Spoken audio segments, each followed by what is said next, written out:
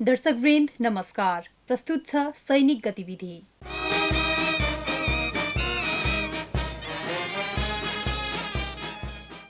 माननीय उपप्रधानमन्त्री तथा रक्षा मन्त्री श्री ईश्वर पोखरेलले वैशाख 27 गते कोरोना भाइरस महामारी रोकथाम, नियन्त्रण र प्रतिकार्यको लागि काठमाडौँको छाउनीमा स्थापना गरिएको कोभिड-19 क्राइसिस म्यानेजमेन्ट सेन्टर सीसीएमसी अप्समा भ्रमण गर्नुभई हालसम्म भए गरेको काम कारबाहीहरूको बारेमा जानकारी लिनुभएको छ। उक्त भ्रमणको क्रममा उहाँलाई सीसीएमसी अप्स अन्तर्गत रहेका 4वटै कार्य समूहबाट भएका मुख्य कार्यहरू, भावी रणनीति तथा कार्यनीतिको सम्बन्धमा प्रस्तुतिकरण मार्फत जानकारी गराइएको थियो। प्रस्तुतिकरण पश्चात माननीय उपप्रधानमन्त्री तथा रक्षा मन्त्री श्री पोखरेलले कोभिड-19 महामारी रोकथाम, नियन्त्रण र प्रतिकार्यलाई थप प्रभावकारी बनाउँदै परिस्थितिलाई सहज बनाउने कार्यमा सम्बद्ध सबैले मेहनत तथा योगदान पुर्याउन निर्देशन दिनुभएको थियो। उक्त भ्रमणको क्रममा उहाँले सीसीएमसी अप्सको संयोजन र समन्वयमा विकास गरिएको कोभिड एनपी एप मोबाइलमा डाउनलोड गरी विधिवत सुरुवात गर्नुभएको थियो। उक्त कार्यक्रममा प्रधानमन्त्री तथा मन्त्री परिषद कार्यालयका सचिव, सीसीएमसी अप्सका संयोजक एवं प्रधानमन्त्री तथा मन्त्री परिषद कार्यालयका सचिव, 4वटै कार्य समूहका प्रमुखहरू, सरकारी सञ्चार माध्यमका प्रतिनिधिहरूका साथै अन्य सम्बद्ध व्यक्तित्वहरूको उपस्थिति रहेको थियो। भोजपुर जिल्लाको हतुवागढी गाउँपालिकामा यही वैशाख 13 गते नम्बर 1 प्रदेशका माननीय मुख्यमन्त्री श्री शेरधन राय, माननीय आन्तरिक मामिला तथा कानून मन्त्री श्री हिक्मत कार्की, माननीय सामाजिक विकास मन्त्री श्री जीवन घिमिरे, पूर्वी प्रतिनापति उपरथी श्री अनन्त कार्की, प्रमुख जिल्ला अधिकारी लगायत जिल्ला सुरक्षा निकायका प्रमुख र गाउँपालिकाका अध्यक्षहरूको उपस्थितिमा कोभिड-19 संक्रमण तथा रोकथामका उपाय सम्बन्धी छलफल कार्यक्रम गरिएको छ। सो क्रममा माननीय मुख्यमन्त्रीले प्रमुख जिल्ला अधिकारीलाई 95 थान भीटीएम किट हस्तान्तरण गर्नुभएको थियो। यसैगरी सोही दिन उहाँहरूले उदयपुर जिल्ला त्रियुगा नगरपालिका 3 भुल्केमा प्रदेश सभासदहरू, उक्त नगरपालिकाका प्रमुख जिल्ला अधिकारी, नम्बर 18 वाहिनीका वाहिनीपति, अन्य सुरक्षा निकायका प्रमुखहरू लगायत अन्य पदाधिकारीको उपस्थितिमा कोभिड-19 को प्रभावकारी रोकथाम तथा नियन्त्रण सम्बन्धी छलफल गर्नुभएको थियो। बारा जिल्लाको जितपुर सिमरा उपमहानगरपालिका वडा नम्बर 7 स्थित नम्बर 28 वाहिनी अड्डाको हाताभित्र निर्माण गर्न लागि एकीकृत स्मृति उद्यानको नम्बर 2 प्रदेशका माननीय मुख्यमन्त्री श्री लालबाबु राउतले वैशाख 27 गते एक समारोहका बीच शिलान्यास गर्नुभएको छ। प्रधान सेनापति महारथी श्री पूर्णचन्द्र थापाको कमाण्ड मार्ग निर्देशन 2075 को लक्ष्य नम्बर 6 बमोजिम नेपाल र नेपाली सेनाको इतिहास प्रवर्धनलाई टेवा पुर्याउन तथा नागरिक सैनिक सम्बन्धलाई थप प्रगाढ बनाउँदै लैजाने उद्देश्यले यस उद्यान निर्माण गर्न लागि हो।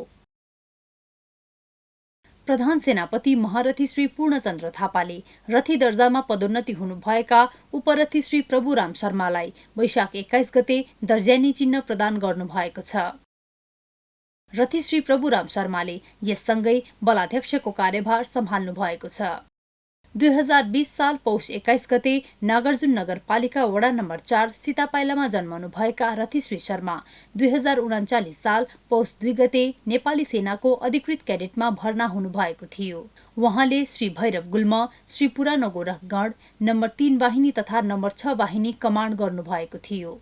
यसैगरी उहाँले उपरथी दर्जामा सहायक बलाध्यक्ष, मध्य प्रतिनापति, युद्ध कार्य महानिर्देशक र सम्भारथी विभागको कार्यभार सम्हाल्नु भएको थियो। उहाँ युनिफिल मिसन लेबनन, इस्ट टिमोर तथा मोनुस्को मिसन कङ्गोमा शान्ति सैनिकको रूपमा सहभागी हुनु भइसकेको छ, जसमा उहाँले इस्ट टिमोरमा गुल्मपति तथा मोनुस्को मिसन कङ्गोमा गणपतिको कार्यभार सम्हाल्नु भएको थियो।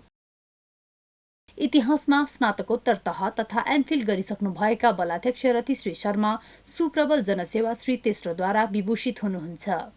पिता स्वर्गीय प्राध्यापक गणेश वल्लभ शर्मा पौडेल र आमा स्वर्गीय सुभद्रा शर्मा पौडेलको कोखबाट जन्मनुभएका रथी श्री शर्माको श्रीमती र 2 छोरी हुनुहुन्छ। यसैगरी सोही दिन प्रधान सेनापति महारथी श्री थापाले उपरथी दर्जामा पदोन्नति हुनुभएका सहायक रथी श्री आनन्द अधिकारी र सहायक रथी श्री सञ्जय थापालाई उपरथी दर्जाको दर्जानी चिन्ह प्रदान गर्नुभएको थियो। उक्त कार्यक्रममा रथीवृन्द तथा अधिकृतहरूको उपस्थिति रहेको थियो। प्रथम विश्वयुद्धमा टर्कीको ग्यालिपोलीमा अस्ट्रेलियन, न्युजिल्यान्ड तथा नेपाली फौजहरूले युद्ध लडेको सम्झनामा यही वैशाख 13 गते Australian New Zealand army corps ANZAC day सम्पन्न भएको छ। नेपालस्थित अस्ट्रेलियन दूतावासमा विगतका वर्षहरूमा विविध कार्यक्रम तथा विभिन्न व्यक्तित्वहरूको उपस्थितिमा सम्पन्न हुने गरेको एन्जाक डे यस वर्ष कोरोना भाइरसको महामारीले गर्दा सीमित व्यक्तिहरूको उपस्थितिमा औपचारिक कार्यक्रमको आयोजना गरी सम्पन्न गरिएको छ। एन्जाक डेको अवसरमा नेपालका लागि अस्ट्रेलियन महामहिम राजदूत पिटर बर्ड, बलाधिकृत रथी श्री शरद गिरी, ब्रिटिश गोर्खा नेपालका commander colonel Richard Goodman MBE तथा मित्र राष्ट्र न्युजिल्यान्डका अनररी कन्सुल लिसा चोगेल उपस्थित हुनुहुन्थ्यो। नेपाली सेनाले गर्ने खोज तथा उद्धार कार्य अन्तर्गत कास्की जिल्ला अन्नपूर्ण गाउँपालिकामा पर्ने हिङकु केभ इलाकामा 2076 साल माघ 3 गते गएको हिमपहिरोमा परि बेपत्ता भएका 7 जनाको शव फेला परेको छ। नेपाली सेनाको विशेष फौज वाहिनी अन्तर्गत पोखरामा रहेको सेकेन्ड रेन्जर बटालियनबाट खटिएको खोज तथा उद्धार टोलीले हराइरहेको शव वैशाख 19 गते फेला पारी वैशाख 20 गते पोखरा स्वास्थ्य विज्ञान प्रतिष्ठानमा बुझाएको छ। कोभिड-19 का सम्भावित संक्रमितको उपचारका लागि नेपाली सेनाले छाउनीस्थित वीरेन्द्र अस्पतालमा सम्भावित बिरामीको पहिचान, परीक्षण तथा आइसोलेसन सहित चिकित्सकको प्रत्यक्ष निगरानीमा राख्नुपर्ने संक्रमितको उपचारमा गर्नुपर्ने आवश्यक तयारी पूरा गरिएको छ। भविष्यमा आवश्यक परेको खण्डमा सञ्चालनमा ल्याउन सक्ने गरी नेपाली सेना कल्याणकारी कोषद्वारा अस्पताल हातामा निर्मित जीओपीडी भवनमा 100 शय्या तयारी अवस्थामा राखिएको छ, जसमध्ये 80 शय्या सामान्य बिरामीको लागि र 20 शय्या गम्भीर बिरामीको लागि छुट्याइएको छ। यसैगरी उक्त अस्पतालले राष्ट्रिय आविष्कार केन्द्रसँग समन्वय गरी काम नदिने ट्रलीहरूलाई प्रयोग गरी एक बेसिक रोबोट तयार गरेको छ, जसलाई कन्ट्रोल रुमबाट अटोमेटिक रूपमा चलाउन मिल्नेछ। उक्त रोबोट बिरामीको लागि औषधि तथा खानेकुरा डेलिभरी गर्न, बिरामी र स्वास्थ्यकर्मी बीच दोहोरो संवाद गर्न तथा रोबोट र बिरामीको प्रत्यक्ष रूपमा तापक्रम, पल्स र अक्सिजन स्याचुराइजेसन चेक गर्नको लागि प्रयोग गर्न सकिनेछ। कोभिड-19 रोकथाम, प्रतिकार्य तथा नियन्त्रणको लागि नेपाली सेनाका विभिन्न युनिट तथा सब युनिटहरूले विभिन्न कार्यहरू गर्दै आइरहेको छ। यसै क्रममा वैशाख 17 गते सिराहा जिल्लास्थित शेरगढको हाताभित्र तथा वैशाख 18 गते सप्तरी जिल्लास्थित भीमदलगढको हाताभित्र अमरदल गुल्मको ऱ्यापिड रेस्पोन्स तथा पेसेन्ट रिसिभिङ टोलीले मृत शरीर व्यवस्थापन सम्बन्धी डेमोन्स्ट्रेसन प्रदर्शन गरेका थिए। उक्त डेमोन्स्ट्रेसन कार्यक्रममा सिराहा जिल्लाका प्रमुख जिल्ला अधिकारी, स्थानीय निकायका प्रमुख तथा उपप्रमुखहरू, जिल्ला स्वास्थ्य प्रमुख, विभिन्न सुरक्षा निकायका प्रतिनिधि, स्थानीय अस्पतालका स्वास्थ्यकर्मी, अन्य सरकारवाला निकायहरू लगायत उक्त युनिटहरूका सकल दर्जाको उपस्थिति रहेको थियो। यसैगरी धुलीखेल नगरपालिका 7 स्थित सञ्जीवनी माध्यमिक विद्यालय क्वारेन्टिन स्थल परिसरमा वैशाख 24 गते जिल्ला विपद व्यवस्थापन समिति, विष्णुदलगण, जिल्ला स्वास्थ्य कार्यालय, Nepal red cross society Kavre र धुलीखेल अस्पतालको समन्वयमा पेसेन्ट रिसिभिङ टिम र डेड बडी म्यानेजमेन्ट तथा एम्बुलेन्समा जीपीएस जडान सम्बन्धी सचेतनामूलक कक्षा सञ्चालन गरिएको छ। उक्त कार्यक्रममा जिल्ला विपद व्यवस्थापन समितिका पदाधिकारी, प्रमुख प्रशासकीय अधिकृतहरू, स्वास्थ्य संयोजकहरू, स्वास्थ्यकर्मीहरू, एम्बुलेन्स चालकहरू, नेपाली सेना, नेपाल प्रहरी र सशस्त्र प्रहरी बलका मेडिकल टिमहरूको उपस्थिति रहेको थियो। विश्वव्यापी महामारीको रूपमा फैलिएको कोरोना भाइरसलाई मध्यनजर गरी दार्चुला स्थित दुर्गादल गुल्मको पहलतामा कोभिड-19 संक्रमण रोकथाम, नियन्त्रण र मृत शरीर व्यवस्थापन सम्बन्धमा गुल्मा हाताभित्र वैशाख 22 र 23 गते एकीकृत कार्यशाला गोष्ठी सम्पन्न भएको छ। उक्त गोष्ठीमा नेपाल प्रहरी, सशस्त्र प्रहरी बल र जिल्ला स्वास्थ्य कार्यालयका प्रतिनिधिहरू गरी जम्मा 65 जनाको सहभागिता रहेको थियो। नेपाली सेनाको मेडिकल टोलीले धनुषा जिल्ला नगरायन नगरपालिका गङ्गोलीमा क्वारेन्टिनमा रहेका 37 जनाको स्वाब सङ्कलन गरी वैशाख 12 गते काठमाडौँ पठाएकोमा परीक्षण पश्चात वैशाख 17 गते उक्त स्वाबको रिपोर्ट नेगेटिभ आएको छ। यसैगरी नेपाली सेना तथा अन्य सुरक्षा निकायका संयुक्त स्वास्थ्य टोलीलाई स्वाब संकलनको लागि वैशाख 27 गते नेपाली सेनाको हवाई साधन तथा गाडीहरू प्रयोग गरी नम्बर 1 प्रदेशको उदयपुर, नम्बर 2 प्रदेशको बारा, पर्सा र रौतहट, गण्डकी प्रदेशको नवलपरासी पूर्व, नम्बर 5 प्रदेशको नवलपरासी पश्चिम, अर्घाखाँची, रूपन्देही, गुल्मी, कपिलवस्तु, प्युठान, दाङ, बाँके र बर्दियातर्फ पठाइएको छ।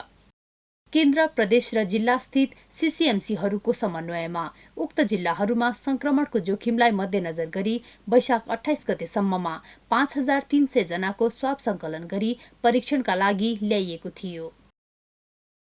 ताप्लेजुङ जिल्लाको फुङलिङ नगरपालिका 5 ट्याक्सी लाइन क्षेत्रमा वैशाख 19 गते भएको आगलागी भीमकाली गुल्मबाट खटिएको उद्धार टोलीले अन्य सुरक्षा निकायका टोलीहरूसँगको सहकार्य र फुङलिङ नगरपालिकाको दमकलको सहायताबाट नियन्त्रणमा लिएका छन्।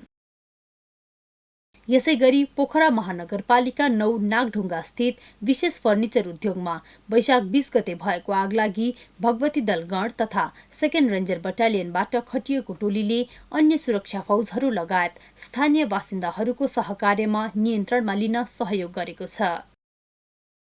आगलागी नियन्त्रणकै क्रममा मुगु जिल्लाको छायानाथ रारा नगरपालिका वडा नम्बर 9 हुटुमा अवस्थित भिलेज हेरिटेज एन्ड रिसोर्ट प्रालीमा यही वैशाख 13 गते भएको आगलागी सोही स्थानमा तैनात श्रीदल गुल्मबाट खटिएको टोलीले नियन्त्रणमा लिएका छन्। चितवन राष्ट्रिय निकुञ्जको कोर इलाकामा पर्ने कसरास्थित घडियाल प्रजनन केन्द्र नजिकै एक घाइते बाघ देखा परेको हुँदा उक्त बाघलाई खोजी गर्ने क्रममा चितवन राष्ट्रिय निकुञ्ज सुरक्षार्थ तैनात बटुक दलगणबाट खटिएको पशु चिकित्सक सहितको टोलीले वैशाख 23 गते फेला पारी डाँट गरी उपचारको लागि कसरास्थित टाइगर इन्क्लोजरमा राखेको छ। गोसाइकुण्ड गाउँपालिका 5 ठूलो स्याफ्रु निवासी छिरिङ लामालाई वैशाख 18 गतेदेखि सुत्केरी व्यथा लागि अवस्था जटिल भई लकडाउनका कारण सवारी साधनबाट काठमाडौँ ल्याउन समस्या भएकोले उहाँलाई नेपाली सेनाको हेलिकप्टरद्वारा उद्धार गरी वैशाख 20 गते काठमाडौँ ल्याइएको थियो। उद्धारकै क्रममा बाजुरा जिल्ला बडीमालिका नगरपालिका 8 निवासी धनमती रावलको स्याउला काट्ने क्रममा रुखबाट लडेर मेरुदण्ड भाँची घाइते भए पश्चात उहाँलाई उपचारको लागि नेपाली सेनाको हेलिकप्टरद्वारा सुर्खेत लगिएको थियो। यसैगरी वैशाख 14 गते महाकाली नदीमा डुबेकी दार्चुला जिल्ला ब्यास गाउँपालिका 1 की सपना टिङ्करी ऐतवालको अवस्था गम्भीर हुँदै गएपछि उहाँलाई थप उपचारको लागि नेपाली सेनाको हेलिकप्टर मार्फत कोहलपुर शिक्षण अस्पताल बाँके लगिएको थियो। कोभिड-19 को संक्रमण फैलन सक्ने सम्भावनालाई मध्यनजर गरी नेपाल सरकारद्वारा लकडाउनको आदेश जारी गरे पश्चात सैनिक श्रीमती संघले वीरेन्द्र अस्पताल छाउनीको आइसियु, हाई केयर युनिट्स तथा बाल सघन उपचार कक्षमा भर्ना भएका बिरामीहरूको कुरुवालाई लकडाउनको अवधिभर सैनिक श्रीमती संघद्वारा सञ्चालित क्यान्टिनमा निशुल्क खानाको व्यवस्था गरेको छ। श्रीमती संघले अब यो लकडाउनभरि चाहिँ निशुल्क खाना खुवाउने भनेर चाहिँ हामीले चाहिँ खाना खाइरहेको छौँ। संयुक्त राष्ट्रसङ्घको आह्वानमा अन्मिश मिसन लिबियामा तैनात स्पेशल गार्ड युनिट शान्ति सेना दोस्रो दफामा कार्यरत युद्ध भैरव गणका जमदार थीर प्रसाद गौतमको वैशाख 18 गते कर्तव्य पालनाको सिलसिलामा निधन भएको छ। नेपाली सेना स्वर्गीय जमदार थीर प्रसाद गौतमको आत्माको चिरशान्तिको कामना गर्दै शोक सन्तप्त परिवारप्रति हार्दिक समवेदना प्रकट गर्दछ। दर्शकवृन्द, कार्यक्रमको दोस्रो चरणमा कोरोना रोकथाम नियन्त्रणमा सीसीएमसी सम्बन्धी वृत्तचित्र प्रस्तुत हुनेछ। नमस्कार।